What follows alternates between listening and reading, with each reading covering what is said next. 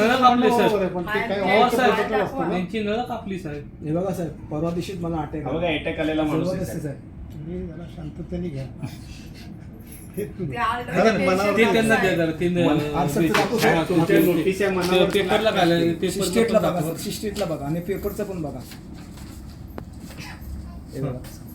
हे सगळं त्या हाय- 64 बिल्डिंग ज्या तुम्ही पुनर्वसन योजनेच्या जे बिल्डरांच्या ऑफर मध्ये दिलेत ना, त्याच्यामध्ये ह्यांची बिल्डिंग पण आहे. हे पेपर जाहिरात अलाउड झाली. बघा की त्यांचा पण एरिया आहे की साहेब. जर हे कुठल्या बिल्डरच्या नियोजनाखाली होत असेल हो, तर तुम्ही हा कसं अन्याय. डेव्हलप करून द्या त्यांना.